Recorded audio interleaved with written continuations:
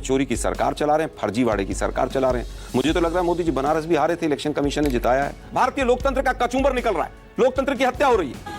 12 तारीख को supreme court में क्या आप ये सारे डॉक्यूमेंट्स रखेंगे? छोड़िए ना, सुप्रीम कोर्ट अपना तो सफाया कर ले। उनके यहाँ जजों के यहाँ नोटों की गाड़ियां भर के मिल रही है। रुकिए भाई जरा, गांधी का देश है, एक को भी नहीं छोड़ेंगे, और जो बचा रहे हैं उनको भी नहीं छोड़ेंगे। गांधी का देश है, ये गैंडियों का देश नहीं है। कि अगर कोई कॉन्स्टिट्यूंसी में एक कैंडिडेट मर जाए या किसी कारण उसकी मृत्यु हो जाए तो उस कॉन्स्टिट्यूंसी का इलेक्शन पोस्टपोन कर देते हैं। 1991 राजीव गांधी का डेथ होती है, पूरे भारत का चुनाव पोस्टपोन कर दिया था। कौन से संविधान में लिखा था? व्यक्तिगत आरोप कीजिए, एक को नहीं छोड़ेंगे। इनके अधिकारी लोकतंत्र की हत्या कर रहे हैं, वो इसी लायक हैं कि उनको सड़क पर घसीट कर पीटा जाए। लोकतंत्र की दुहाई देते हैं, संविधान की दुहाई देते हैं आप। नमस्कार दोस्तों, डिबेट शो की एक और मजेदार वीडियो में आप सभी का स्वागत है। दोस्तों आज की डिबेट वीडियो होने वाली है बीजेपी के प्रवक्ता अजय आलोक और कांग्रेस के आलोक शर्मा के बीच में। दोस्तों राहुल गांधी के द्वारा चुनाव आयोग पर लगाए गए आरोपों को लेकर डिबेट चल रही थी, जिसमें कांग्रेस पार्टी के प्रवक्ता का कहना था कि बस एक बार हमारी सरकार आने दो, किसी एक को भी नहीं छोड़ेंगे और चुनाव आयोग में जो घपला कर रहे हैं उन्हें तो हम सड़क पे घसीट के पीटेंगे। दोस्तों डिबेट में कांग्रेस के प्रवक्ता की रुदाली चल रही थी और न्यूज एंकर और अजय आलोक ने उनके मजे ले लिए। दोस्तों वीडियो बहुत मजेदार है, आप सुनो अंत तक जरूर देखना। अगर आप चैनल पे पहली बार आए हैं या चैनल को अभी तक सब्सक्राइब नहीं किया है तो चैनल को सब्सक्राइब जरूर कर लेना। चलिए दोस्तों मेन वीडियो स्टार्ट करते हैं। ये टीवी वाले भाई पिक्चर चालू करो बे। लेट हो गए थोड़े आलोक जी, ट्रैफिक था क्या? इतना बुरा ट्रैफिक है दिल्ली के अंदर। अमित शाह जी एमएलए खरीदने में व्यस्त रहे, 11 साल तक दिल्ली का बेड़ा गर्क कर दिया। सफेद कपड़ा सवाल पर आइए।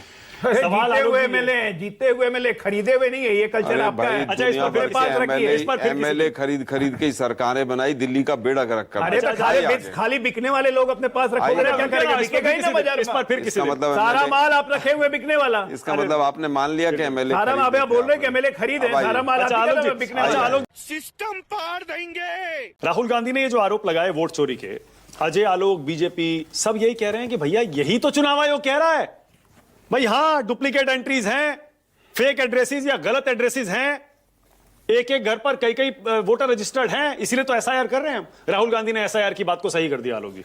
इलेक्शन कमीशन को बीजेपी बचाती है, बीजेपी को इलेक्शन कमीशन बचाता है। दोनों एक बिल्कुल हाथ में हाथ मिला के चल रहे हैं, और जहां हाथ थोड़ा सा ढीला होता है तो मीडिया बीच में आ जाता है। मीडिया फिर ग्रीसिंग का काम करता है।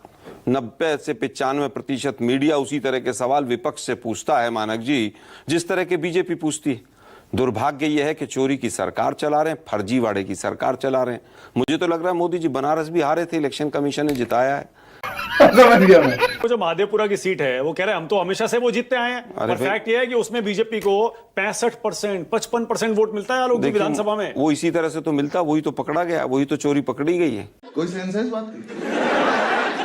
आलोक जी, अजय आलोक कह रहे हैं कि ये फ्रॉड कर रहे हैं राहुल गांधी। उस वोटर जो डेटा दिया इलेक्शन कमीशन में उसमें वो हेर फेर करके और अपनी स्क्रीन पर कुछ कुछ दिखा के और फोर्जरी कर रहे हैं। देखिए फ्रॉड लोगों को, हेरा फेरी करने वालों को सब वैसे ही दिखते हैं। मोदी जी को सब अपने जैसे ही दिखते हैं, क्योंकि वो लाल किले की प्राचीर से संसद तक झूठ बोलते हैं, तो उनको सब झूठे दिखते हैं। वो ये कह रहे हैं अगर आपको भरोसा है तो आप डिक्लेरेशन ओथ साइन क्यों नहीं कर देते? एफिडेविट साइन कर दीजिए। एफिडेविट साइन भी करेंगे और सब कुछ होगा। चल झूठा। डाटा क्यों नहीं दे रहे, वो सवाल नहीं पूछना चाहती बीजेपी। बीजेपी इलेक्शन कमीशन को क्यों प्रोटेक्ट करना चाहती है? मतलब अडानी पे सवाल पूछो तो बीजेपी एकदम फ्रंट में आके खड़ी हो जाएगी, इलेक्शन कमीशन पे पूछो तो बीजेपी आके फ्रंट में खड़ी हो जाएगी। अरे भाई चंडीगढ़ मॉडल तो याद होगा ना मानक जी आपको, क्या हुआ उसमें? वो आदमी आज भी उस सदन का मेंबर बना हुआ है। दुर्भाग्य सुप्रीम कोर्ट ने डिक्लेयर कर दिया कि ये जो आदित्य श्रीवास्तव है ना आलोक जी, जो कल राहुल गांधी ने दिखाया 4 जगह रजिस्टर्ड है, उसका एक इंटरव्यू आज आया है एक टीवी चैनल ने। छोड़ो ना यार फ्रॉड लोगों, उसमें वो ये कह रहा है, सुन तो लीजिए, नहीं देखिए सारे पक्ष आने चाहिए। उस आदमी का ये कहना भाई मैं लखनऊ में रहता था, परिवार वहां रहता है, उसके बाद मैं मुंबई गया, मैंने वहां अपना वोटर कार्ड शिफ्ट करा लिया, मैं बेंगलुरु गया, मैंने वहां शिफ्ट करा लिया। तो हो सकता है जेन्युइन केस भी हो, तो आप बेईमानी का आरोप कैसे लगा? अरे मैं क्या बताऊं, मैं क्या बताऊं? मानक जी क्या डिफेंड करने बैठ जाते हो आप लोग भी? कुछ सोचो तो सही, क्या बोल रहे हो आप? भारतीय लोकतंत्र का कचूंबर निकल रहा है, लोकतंत्र की हत्या हो रही है। चल बस, रुलाएगा क्या? एक मीडिया का वर्ग पैसे के चक्कर में पूरा सरकार को बचाने पे लगा हुआ है। आज से नहीं, पिछले 11 साल से यही गुजरात मॉडल चल रहा है पूरे देश के अंदर। क्या 12 तारीख को सुप्रीम कोर्ट में क्या आप ये सारे डॉक्यूमेंट्स रखेंगे? छोड़िए ना, सुप्रीम कोर्ट अपना तो सफाया कर ले। उनके यहाँ जजों के यहाँ नोटों की गाड़ियां भर के मिल रही ये हैं। देखिए। रुकिए भाई जरा, सुप्रीम कोर्ट के जज के चक्कर में तो उपराष्ट्रपति गायब हो गए, इस्तीफा नहीं दिया, गायब हो गए। कहां चले गए धनखड़ जी, जो आदमी रोज लोकतंत्र की हत्या राज्यसभा में बैठकर करता था, गायब है। किसी मीडिया वाले की हिम्मत है कि उसके घर के सामने जाके कैमरा लगा दे? अरे बहुत मनुष्य लग रहे हो, मत करो रन। 4 लोग बैठ जाते हैं टीवी स्टूडियो में, कहीं का कहीं भानुमति का कुनबा जोड़ के, और बीजेपी जो है पूरी तरह से हर चीज को हाईजैक करके चल ठीक है, okay. Alok ji, Election Commission of India BJP के पिट्ठू की तरह काम कर रहा है, एजेंट की तरह काम कर रहा है। मैं शब्द इस्तेमाल कर रहा हूं कि पिट्ठू की तरह काम कर रहा है। क्या इनको हजारों करोड़ रुपया तो नहीं मिलता? ये जांच होनी चाहिए। इलेक्शन कमिश्नर कहां चले जाते हैं हिंदुस्तान के? किसको मिल रहा है हजारों मैं करोड़? पूछ रहा हूं, उसकी जांच होनी चाहिए। इलेक्शन कमिश्नर्स की जितने पिछले 11 साल में बने, सबके इनकम टैक्स की रिटर्न निकाल के लाइए, कहां है। एक एक आदमी के अकाउंट में कितना कितना पैसा कहां से आया, सारे परिवारों की जांच होनी चाहिए। इलेक्शन कमिश्नर्स और तमाम अधिकारी कान खोलकर सुन लें, ये भारतीय लोकतंत्र है, ये दलाल मीडिया का लोकतंत्र नहीं है। छोड़ेंगे नहीं, एक एक का हिसाब लेंगे, एक को नहीं छोड़ेंगे। मेरे को तो ऐसा धक धक हो रहा है। लोकतांत्रिक देश है, गांधी का ठीक है, देश है। ओके, अजय लेकिन आलोक, अब एक अजय को भी आलोक, नहीं छोड़ेंगे, अजय आलोक, अजय और जो आलोक, बचा रहे हैं उनको भी नहीं छोड़ेंगे। अजय आलोक, अजय एकदम पर ये 2 स्पेसिफिक चीजों पर बोलिएगा। एक, डिजिटल कॉपी वोटर लिस्ट की क्यों नहीं दी जा रही है, और ये 45 दिन में डिलीट क्यों कर रहे हैं भाई सीसीटीवी के वीडियो? बिल्कुल, दोनों का स्पेसिफिक जवाब देता हूं। आलोक भाई ने बिल्कुल ठीक कहा, ये गांधी का देश है, ये गैंडियों का देश नहीं है।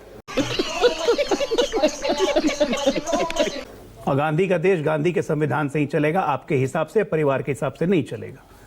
आर्टिकल पीपल रिप्रेजेंटेशन एक्ट 1950 कहता है कि अगर चुनाव के रिजल्ट्स में कोई भी आपको गड़बड़ी का अंदेशा हो, किसी पॉलिटिकल पार्टी को, किसी भी कैंडिडेट को, वो 45 दिन के अंदर हाईकोर्ट तथ्यों के साथ जा सकता है। इसीलिए इलेक्शन कमीशन ने ये रूल बनाया कि 45 दिन के बाद वीडियो एविडेंस डिस्ट्रॉय कर देंगे। क्या गलत है? कोई गलती है? और सबूत बाद में आए, मान लीजिए सबूत बाद में आप जाएंगे, गड़बड़ी का सबूत बाद में मिला तो ठीक है, संविधान संशोधन 2 महीने, 3 महीने, 6 महीने बाद मिला तो संशोधन करते हैं। 60 साल में बैठी हुई पार्टी से पूछते हैं, केस 10 संविधान साल तक संशोधन चल क्यों नहीं सकता किया? है, तो 45 दिन में 10 कर दिया तो साल इनको तक दिक्कत हो रही क्यों है। नहीं? अब आते हैं, एक मिनट, आलोक जी मैं आपके बीच में नहीं बोल रहा था, अगर डिबेट चाहते हैं, डॉक्टर साहब, मैं आपकी सभ्यता से सम्मान करता हूं। हम लोग एक लेकिन दो, मुझे केवल ये बताइए, केस जो चलता है वो 10-10 साल तक चलता है ना?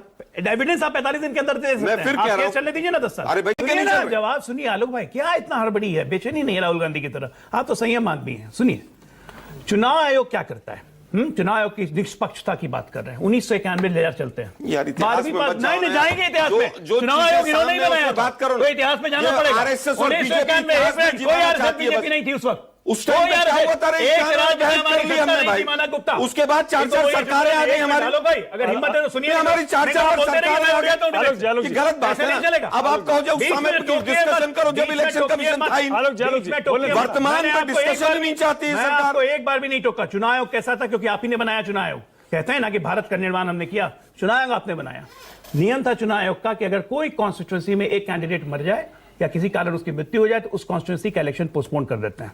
1991 राजीव गांधी का डेथ होती है, पूरे भारत का चुनाव पोस्टपोन कर दिया जाता है। कौन से संविधान में लिखा था?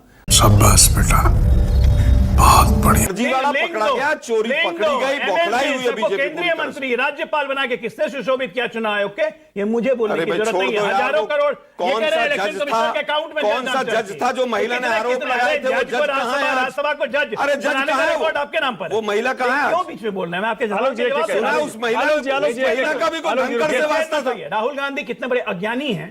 अज्ञानी क्या क्या, ज्ञान तो है, ब्रेन चिप निकल गई है।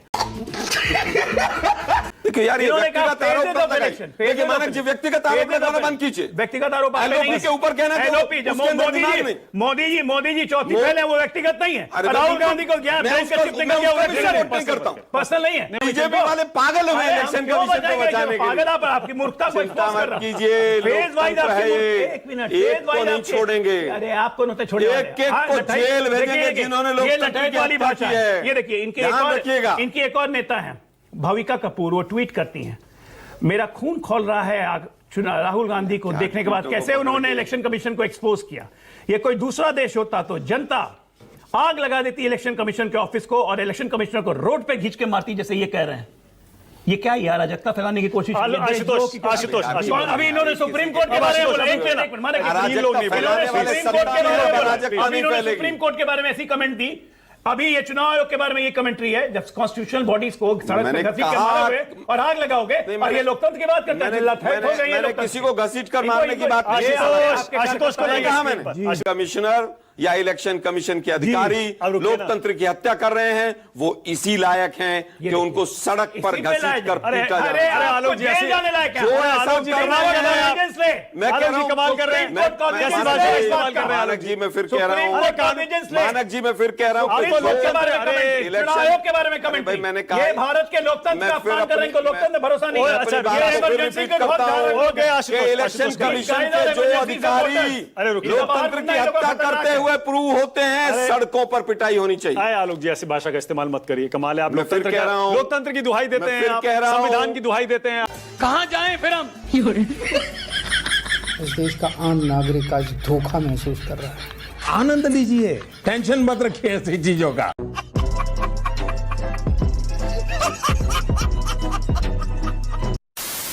तो दोस्तों इस वीडियो में इतना ही। अगर आपने वीडियो अंत तक देखी है तो उम्मीद करता हूँ आपको वीडियो पसंद आई होगी। वीडियो के बारे में आपकी जो भी कोई राय है कमेंट्स करके जरूर बताएं। वीडियो को अंत तक देखने के लिए आप सभी का बहुत बहुत धन्यवाद। ऐसी मजेदार वीडियो देखने के लिए चैनल को सब्सक्राइब करना बिल्कुल ना भूलें। चलिए दोस्तों, मिलते हैं जल्द अगली वीडियो में, तब तक के लिए जय हिंद, वंदे मातरम।